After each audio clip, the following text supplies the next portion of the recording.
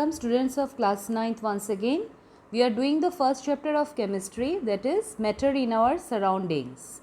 In the previous class we have already discussed about latent heat. Today the topic that I am going to take is two types of latent heat of fusion and latent heat of vaporization. So the first is latent heat of vaporization. So when we talk about latent heat of vaporization, it means the amount of heat which is required to change the state of matter from liquid to gas. Okay, from liquid to gas, because you know already we have studied in the previous class about vaporization. So the heat energy which is required to change the state of matter from liquid to gas is known as latent heat of vaporization. Now if you see this diagram, water at 100 degrees Celsius and steam at 100 degrees Celsius, both of them possess latent heat of vaporization. But we need to understand how this latent heat of vaporization, why we do not see the change in thermometer reading, how without the recording the temperature, what happens to the heat which is given continuously, why the temperature of boiling water does not rise even though heat is being given. So to understand this, we have to go through the activity which is given in your book, and this activity is also a part of your practical. So while doing this activity, we will find that at a temperature of 100 degrees Celsius, which is the boiling point of water, water boils and starts changing into steam. As more and more heat is given to water, more steam is formed, but the thermometer reading remains at 100 degrees Celsius, showing that there is no rise in temperature during the boiling of water. But once the temperature begins to boil, once the water begins to boil and the temperature remains constant at 100 degrees Celsius, once all the water has been converted into steam, we will see a gradual rise in thermometer. So that means some latent heat is hidden there, which helps to change the state of water into vapor. So if you see this diagram carefully, of the activity which is given, you can very carefully see here in this diagram which is given, which is there in your textbook also. So here it clearly explains the latent heat of vaporization. So one example from our daily life we can take. If we put a little of spirit at the back of our hand and wave it around, okay, spirit nowadays it is available in all the sanitizers. This spirit evaporates rapidly and our hand you feel very cold. What is the reason behind this? Because the spirit needs the latent heat of vaporization to change from liquid to vapor. So the spirit takes the latent heat of vaporization from our hand and our hand loses the heat and gets cooled. So this is one very practical example. You can try this at home also. Another example, when water changes into steam, as you know just now I have told you, it absorbs the latent heat. But when steam condenses to form water, an equal amount of latent heat is also given out. It has been found that the burn which is caused by steam are much more severe. Okay, that means this burn is much more severe than those which are caused by boiling water, though both of them are at the same temperature, that is 100 degrees Celsius. Okay, you got my point? So if you think about the reason, although both of them are at 100 degrees Celsius, here steam as well as boiling water, but why is the burn due to steam much more severe? The reason behind is that the steam contains more heat in the form of latent heat than boiling water. So this is all about latent heat of vaporization. Next we move to the next topic, that is latent heat of fusion. Okay, so latent heat of fusion is the amount of heat which is required to change the state of matter from solid to liquid. Fusion is nothing but melting. Okay, so this also we can demonstrate with the help of an activity which is there again in your practical class. So for this activity again we need a beaker to which we will add some crushed ice, and then we will heat it and record the change in temperature with the help of a thermometer. We will notice that the thermometer shows no change in reading. Okay, there is no rise in thermometer during the melting. Now what is the melting point of ice? Of course it is 0 degree Celsius. So there is no rise in temperature during the melting of ice. It is only when all the ice has melted that the temperature of water starts rising on further heating. So the heat that is supplied, what happens to the heat? Does it disappear? Okay, so you are supplying the heat, and how do you know that heat is being supplied? Because the ice has started to melt, but the thermometer does not show any reading. So what is happening inside? The main important question that I have explained you here again in your latent heat of vaporization also, the same thing is applicable here. The heat energy is used to change the state of solid substance by overcoming the force of attraction. Ice is solid, so it has a very strong force of attraction. So this heat energy is used to change the state of the solid substance by overcoming the force of attraction between its particles. Now that is the reason ice at 0 degrees Celsius is more effective in cooling than water at the same temperature, that is 0 degrees Celsius. What do I mean by this? Suppose you hold a piece of ice, rush to the refrigerator, okay, open the freezer and take out a piece of ice and put it in your hand. What do you see? What do you feel rather? You feel very cold, yes or no? So what happens is, actually the ice, as soon as you put it in your hand, it has started melting. This ice takes the latent heat from our hand, okay? So our hand loses the heat to ice, and hence we feel it to be cold. So one more thing very important, remember that if you are provided with 1 kg of ice, okay, and 1 kg of water, 1 kg of ice will always have less heat than 1 kg of water at the same temperature, and that is the reason ice at 0 degrees Celsius is more effective in cooling than water at 0 degrees Celsius. Am I clear now? So these two activities, again for this also we can go through this activity. Here you can see very clearly the thermometer shows no rise in temperature. The thermometer becomes constant, no change. Why? Because whatever heat is being supplied, even though heat is being supplied, you can notice the tripod stand under this the burner is there, but there is no change in the reading of the thermometer. This explains you about latent heat of fusion. Now coming to the next topic, we are going to study about one of the most interesting topic, that is sublimation. So sublimation means change of a substance from one state to another state without going through the intermediate state. Now what do you mean by the intermediate state? Till now what we have understood, solid on heating and all, it changes to liquid and then to gas, or from gas to liquid and then to solid. But sublimation, during the process of sublimation, the solid directly changes into vapor on heating and vapor back to solid on cooling. This is actually, you can say, vice versa, solid to vapor on heating and vapor to solid back on cooling. So this process is called as sublimation. But please be careful, all substances do not undergo this process of sublimation. There are a few sublimable substances.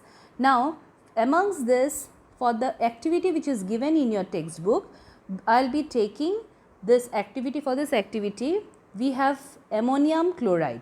Now what is ammonium chloride? Ammonium chloride is a substance which is sublimable, okay, and the formula is NH4Cl, okay. So I'll show you this through this activity. Just see this activity carefully. It is in your textbook also. We have taken a tripod stand, a burner, a china dish, to which we have added ammonium chloride, okay, mixture of ammonium chloride and salt, yes. Now what we are doing is we are supplying heat. Ammonium chloride, as you can see, is a solid substance, yes. So instead of changing the state to liquid, it directly enters the gaseous phase. You can see the fumes very clearly, the vapors, yes.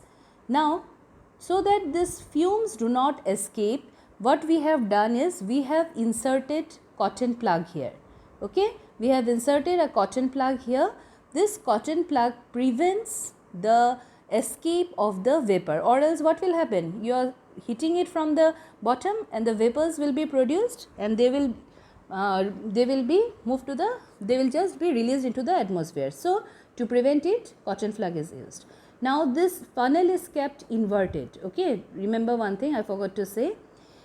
Once when all the ammonium chloride has vaporized, when you allow it to cool down, what will you find?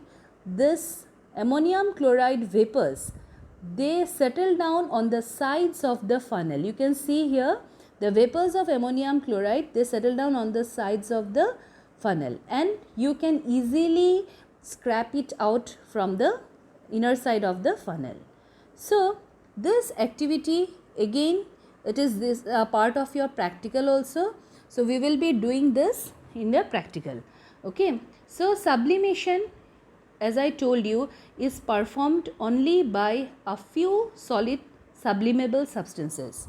Now whom do we call as sublimable substance, okay. This common substances that undergo sublimation here are, as I just now told you, number 1, ammonium chloride.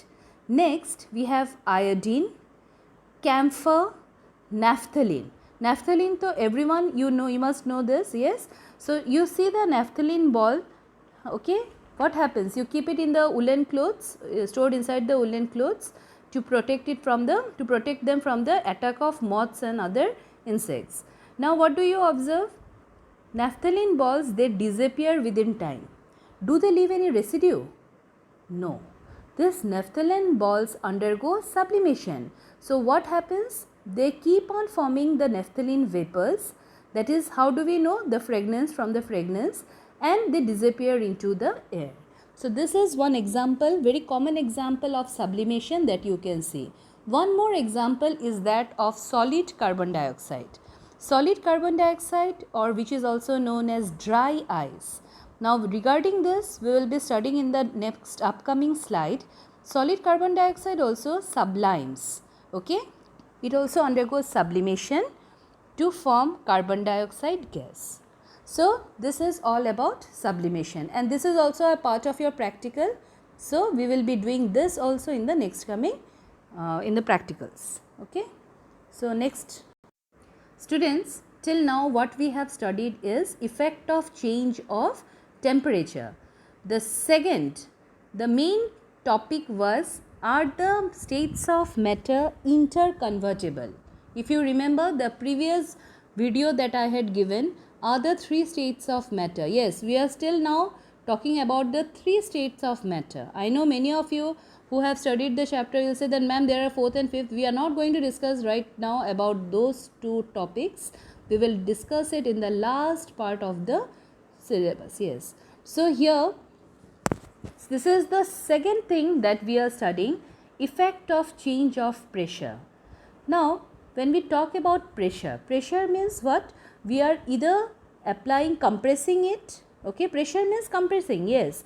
The physical state of matter can be changed by changing the pressure. Generally gases, they can be liquefied very easily, okay, by applying pressure and by lowering the temperature.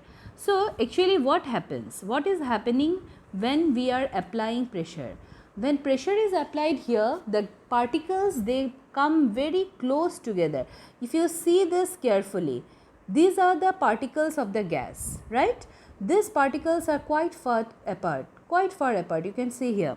Now when you are applying pressure, Now how you are applying pressure, how are you compressing it? This is called as a piston. Here this is called as a piston. When you are applying pressure through this piston, what happens? Yes, you can see the downward arrow and all. Yes, the molecules which were very far apart, they start coming closer. That means the particles of the gas get so close together that they start attracting each other to form the liquid. That is the reason from gas it has changed into liquid. Okay, because you know in liquid the particles of matter are quite close together in comparison to gas. So this is how we can liquefy gases, by applying pressure and also by reducing the temperature. Now what happens when cooling? It lowers the temperature of the gas and it also helps in liquefaction.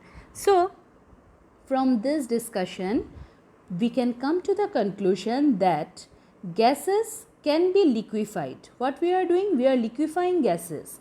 How? By applying pressure, and second, by lowering the temperature. Two ways: by applying pressure and by lowering the temperature. One more example of solid carbon dioxide which I was discussing while we were discussing on this sublimation topics. The same thing, solid carbon dioxide is stored under high pressure. This is because on decreasing the pressure of solid carbon dioxide, it gets converted into carbon dioxide gas. I'll give you one example here. When a slab of solid carbon dioxide is left open or kept exposed to air, the pressure on it is reduced to normal atmospheric pressure. Its temperature rises and starts changing into carbon dioxide gas. That means it is converting solid carbon dioxide into carbon dioxide gas because it is a sublimable substance, we already know. Yes, but what we have done is we have decreased the pressure and we have increased the atmospheric temperature. So solid carbon dioxide is also called as dry ice. Solid carbon dioxide, it is a very cold substance, extremely cold substance, and it is used to defreeze the food, and that is the reason it is kept, ice creams and all are kept there with the solid carbon dioxide, that is dry ice. So if you think in other way, it must have some advantage, that is I am talking about solid carbon dioxide, it must have some advantage over the normal ordinary ice. Now think about it and let me know what advantage does dry ice give in if you compare it with ordinary ice. Okay, so with this topic is also over. The next topic I will be going is evaporation. Right, evaporation. So what is evaporation? You can see in the slide also, evaporation is a process, okay, evaporation is a process of a liquid changing into vapor or gas, okay. But please remember, below its boiling point, whatever be the liquid, if we say it as evaporation has taken place, if it is below its boiling point. Evaporation of a liquid, it can take place even at room temperature also. If you leave water in an open saucer for a long period of time, or one day at least, you find that it disappears, though it is faster at higher temperatures. But why this liquid, volume of the liquid reduces? This is because evaporation has taken place. So whatever be the temperature at which evaporation takes place, latent heat of vaporization must be supplied whenever a liquid changes into vapor. Don't forget, we are also here mentioning about latent heat, okay, because latent heat of vaporization has to be there to convert the liquid into the vapor. I'll give you many such examples, okay. So what are the factors affecting evaporation? Before that, I'll just mention this, about this picture here that you can see that I have given. This is a part of separation technique which you are going to study in the second chapter of your chemistry, where you will be asked to separate the different components using the process of evaporation, okay. So this is also one use of evaporation, okay. Now we directly go into the factors which affect evaporation. The first is temperature. Temperature, the degree of hotness or coldness. Okay, remember, the rate of evaporation is directly proportional to the temperature. In other words, if we increase the temperature, if we keep on heating, then the temperature, it increases by heating, and more particles of the liquid, they gain more amount of kinetic energy. As a result, they directly pass into the vapor state. So the first factor which we have discussed is temperature. That means the higher the temperature, the more will be the rate of evaporation. So one thing you must remember here, rate of evaporation of a liquid becomes maximum at the boiling point. Okay, when it reaches the boiling point, but please remember it should not touch the boiling point. Okay, so it becomes maximum at its boiling point, rate of evaporation. The higher the temperature, the faster will be the rate of evaporation. The second factor which we are going to discuss is surface area. Now, to understand the surface area, you can take a very easy example. You spread out clothes, okay, washed wet clothes. So what do? You spread it out and allow it to dry. So while spreading it out, what you are doing is you are increasing the surface area for the rapid evaporation of water present in them. So if you do not spread it out, what will happen? So it will be very shrinked and it will take a longer time to dry up. So the more the surface area, the more will be the rate of evaporation. More examples you can cite in your daily life, like rainwater, okay, in an open puddle. Okay, if there is rain, you find that the next day the water disappears. If there is a puddle of water, the next day you find that the water disappears. How? The reason behind, because the larger the area of the water road that is covered, that is put in a puddle of water, so the more will be the rate of evaporation and the greater chance of escaping from the surface. So conclusion again we can draw is, rate of evaporation of a liquid can be increased by increasing the surface area. The next factor is humidity. First of all, what is humidity? You must have studied in your lower class. Right. It is the amount of water vapor present in the air when the humidity of air is low. Now remember, this is the only factor which is inversely proportional. Directly proportional, one increases, the other increases. Inversely proportional, one increases, the other decreases. Right. So when the humidity of air is low, rate of evaporation is high. So to understand this, I'll give you one example. Sweat from our body. So we all sweat during the summer, yes, it makes us feel very uncomfortable. So sweat from our body evaporates readily, okay, and we feel cool and comfortable. Now the wet clothes also, they dry quickly under the conditions of low humidity. What is happening actually? When the humidity of air is high, the rate of evaporation is low and water evaporates very slowly. This is the reason in the later part of summer, especially when before just the rainy season, yes, the humidity of air is more, so the humidity of it takes a long time for the sweat to disappear. Such weather generally it is called as damp weather or muggy weather, and we feel very hot and uncomfortable, and the sweat from our body does not evaporate readily because of high humidity of air. So if sweat does not evaporate easily, that means we feel it takes a long time, okay, it takes a long time. So because the humidity of air is high and rate of evaporation is low, okay. Similarly, wet clothes also take a long time to dry when the humidity of air is high. That means during the rainy season, even if there is no rain, if it is a cloudy day and you put the clothes and all outside, you find that it takes a longer time to dry in comparison to a hot and a sunny day, okay, when the humidity of air is low. So this is the third factor that I have explained you. The next factor is wind speed. That means the wind, okay, wind speed of the wind. If the speed of the wind is more, the particles of water vapor, they also move away with the wind. Now as a result, it increases the rate of evaporation, and on a windy day, again we take the example of washed wet clothes, they dry more quickly and the rate of evaporation is much faster on a windy day due to the high speed of the wind.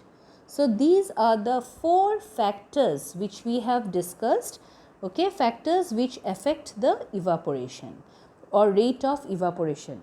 So with this I'll stop today's class, okay. So in the next class what we will discuss is, we will discuss about how cooling is caused by evaporation, and also there is an activity to discuss the presence of water vapor, and the 4th and the 5th state of matter that I'll be discussing in the concluding part of this chapter. So thank you students, and have a wonderful day ahead.